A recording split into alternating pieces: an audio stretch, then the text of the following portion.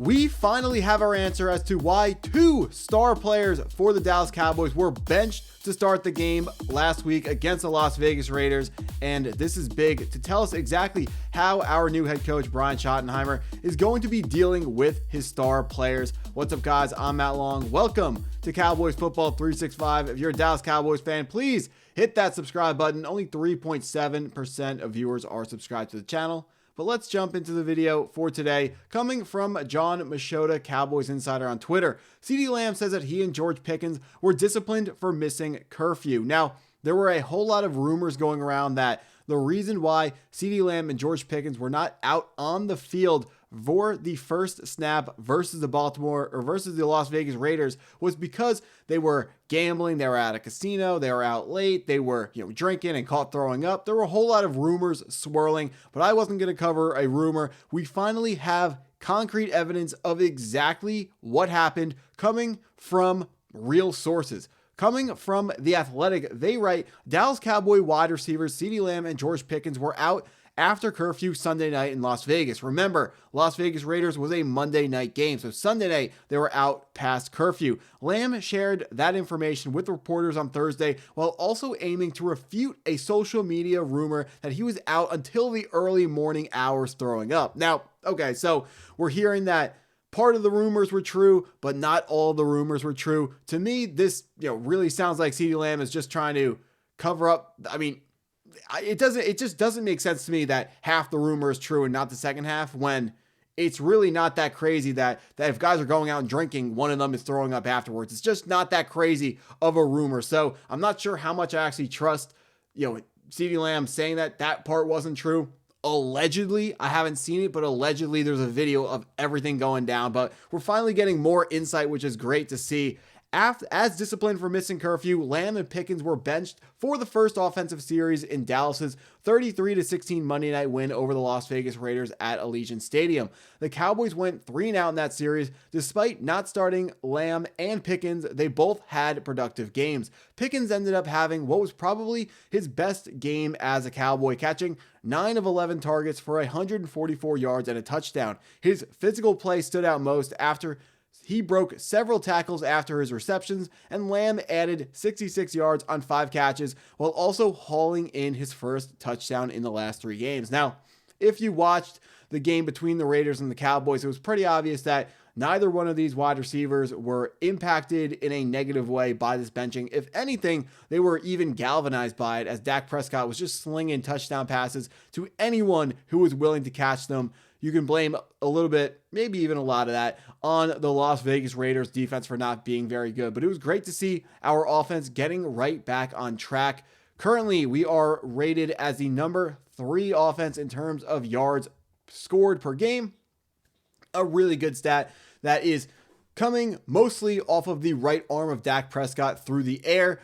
Right now, our run game is good and a lot better than it was expected to be going into the season. But the reason why our offense is moving as well as it is, and the reason why we are being able to run up this many stats offensively, is because Dak Prescott is having an MVP level year as a quarterback. Something that, a lot of Cowboys fans saw coming. If you just pay attention to the years that Dak Prescott is healthy, he's a phenomenal quarterback when he's healthy. And you may argue it's only statistically, it's not on film. I mean, I think Dak Prescott is an extremely good quarterback. I know a lot of people don't think he is. He's fun to hate on, but guys, this guy is really, truly one of the best quarterbacks in the game, and he's currently carrying this team to wins despite having one of the worst defenses in the league. But now let's talk about how Brian Schottenheimer decides to handle this situation. A lot of, especially first-year head coaches, may be too scared to discipline guys that are staples of the franchise. And I'm not talking about George Pickens. I'm talking about Ceedee Lamb. I'm talking about one of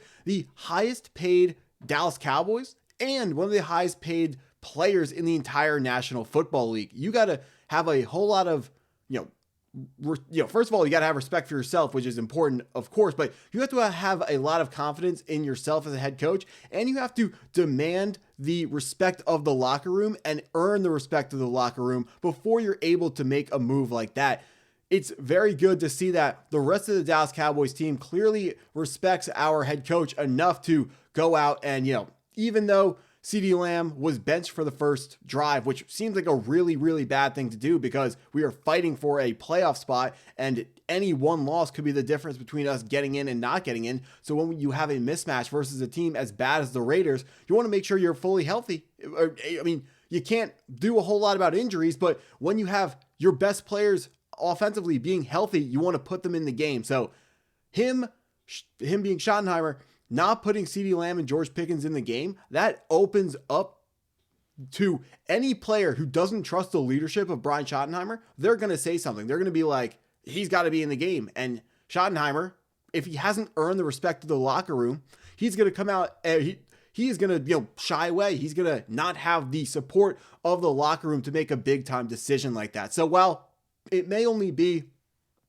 a one drive event of something that happened in a game that was never really close after the first quarter, this is an event that shows that Schottenheimer has the respect of the locker room. And even though he was a head coaching hire that not a lot of people believed in, I mean, I saw that and I was like, this does not feel like the right hire. Schottenheimer was not a name that was highly touted in the head coaching carousel. A whole lot of teams needed a new head coach this season, and Schottenheimer was a name that came up for none of them when they were open. And then when it was just us and the Saints, then Schottenheimer comes along and everyone went, well, Jerry Jones is making a mistake here. Just the in-house hire, talking about how if this guy's already in-house, the team should be better if he's going to be being promoted to head coach. And you think he was doing such a good job at his old position that he now deserves to be a head coach, but that's not been the case at all. Schottenheimer has been a great coach for this team, for a football team that is frankly under-talented defensively, and his side of the ball, the offense, is doing phenomenally. I showed the stats before. I guess I'll show them one more time, but 378.7 yards per game. That's really, really good. And I mean, look at the other teams that we're up there with. We're up there with the 7-3 Chicago Bears, the Buffalo Bills with, reigning MVP Josh Allen, and the 8-2, I think, 8-2 Indianapolis Colts. Those are top teams. Our offense is right there. This is a Super Bowl winning level offense. The problem is the defense is really, really bad, and we're going to figure out what Schottenheimer has up his sleeve to figure that out. I know he's not a defensive-minded head coach, but we're going to have to figure that out. Someone pointed out smartly in the comments that they're not confident that new defensive coordinator hire, if you can still call him new 11 weeks into the season, but Matt Eberflus coming over from the Chicago Bears. This is his first year as defensive coordinator with the Dallas Cowboys. How confident are you in his abilities to stick around long-term and put together a highly functioning defense and a well-coached defense? So far, I'm not sold on Matt Eberflus at all. I can't imagine why any Dallas Cowboy fan would be sold on Matt Eberflus. He hasn't done a good enough job so far. You can argue that with the lack of talent on the defense and Micah Parsons going out the door a week before the season starts, Trevon Diggs going out with his mystery concussion, which is another thing we got to talk about going forwards here, because there is more to the story than what we've been told about Trevon Diggs' concussion. Like, people are trying to cover something up. I don't know what it is. It's probably nothing, but there is something going on. It's not just a standard concussion. I mean,